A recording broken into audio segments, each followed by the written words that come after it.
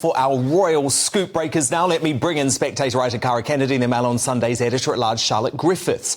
And in the latest on the controversy surrounding the Duke of Dope's entry into the United States, Joe Biden's administration has been accused of stonewalling a legal bid to uncover details of Prince Harry's US visa application. This is the Heritage Foundation, of course, which is demanding the immediate release of Harry's visa records in March after he admitted his habitual drug use in that grim tell-all spare. However, the respected think tank had its request for the application to be fast-tracked on the grounds of exceptional public interest turned down by the Department of Homeland Security and two of its agencies.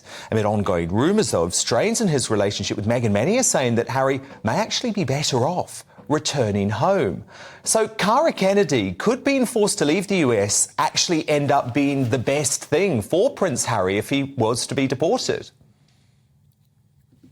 I think it would certainly be the least embarrassing way for this relationship to naturally come to an end. I think we're all kind of just waiting for the official announcement from either side of the couple or the Sussex camp now, because we've been hearing rumours since January about the kind of breakdown of this relationship. The latest thing in the last few weeks is that Harry has his own hotel room.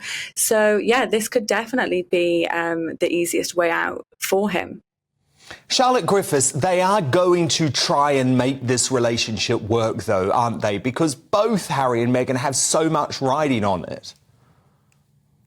Yeah, I mean, they've got kids. You know, if Harry ends up dumped and deported and back in the UK, I don't think he'd be very happy at all. I mean, he doesn't seem to be particularly happy over in LA, but he loves his kids. He's well known to always have wanted a family of his own, having had such a tragic upbringing.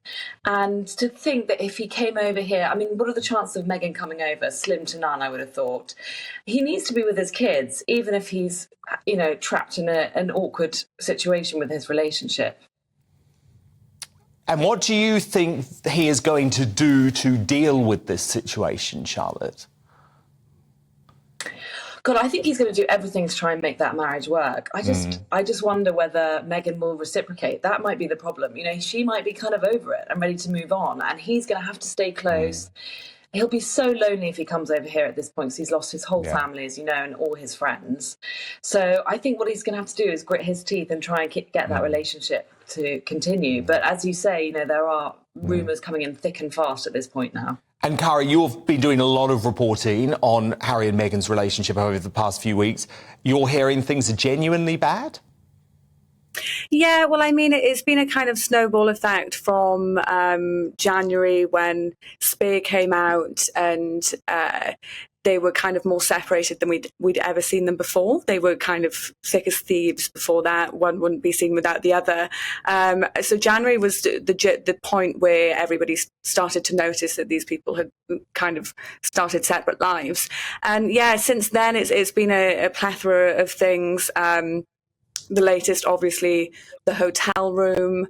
When it gets to the point where you're known in a kind of hotel as staying on your own, then and these were these reports from Camilla Tominey, of course, the Daily Telegraph columnist, GB New host, that Harry actually has a room set aside at this hotel almost permanently in Montecito. But moving on, the Sun on Sunday newspaper has revealed that William and Harry secretly met the late Princess Diana's former butler Paul Burrell a week before Harry announced his engagement to Meghan in 2017, with a royal source revealing that the brothers wanted to speak to someone who had been close to their mother. Now, of course, Paul, he's a really good friend of the show. He's going to be here later in the week, and he recently made this offer to the pair following the breakdown in their relationship. Watch. He doesn't know, actually, what happened in his mother's adult world because he wasn't there. I was. And that's why I said recently, with my cancer scare, I wanted to meet the boys because there's so much knowledge in my head. I would like them to know. So, Charlotte Griffiths, could Diana's rock now actually be the key to reuniting these warring siblings? Listen, no offence to Paul Burrell. I know he's a friend of the show, but come off it. There's no chance. If the Queen herself couldn't reunite those two brothers, it's not going to be Paul Burrell. They have zero respect for him. I'm completely gobsmacked that he had that meeting. with Harry and William before Harry got engaged to Meghan. And I've got to assume that Meghan had some kind of role in it, because it's so incredibly out of character for Harry to give that guy the time of day, and William, in fact. So if those two brothers reunite, it's not going to be because of Paul Burrell. Cara Kennedy, do you think Paul Burrell could do it? Look, I'm going to back Paul here, Cara. I'm going to say, come on, Paul Burrell, you get William and Harry in a room, you knock their heads together and you say, your mother would have wanted you to be friends again. I'm sorry, Dan, I just can't agree with you. I have to agree with Charlotte.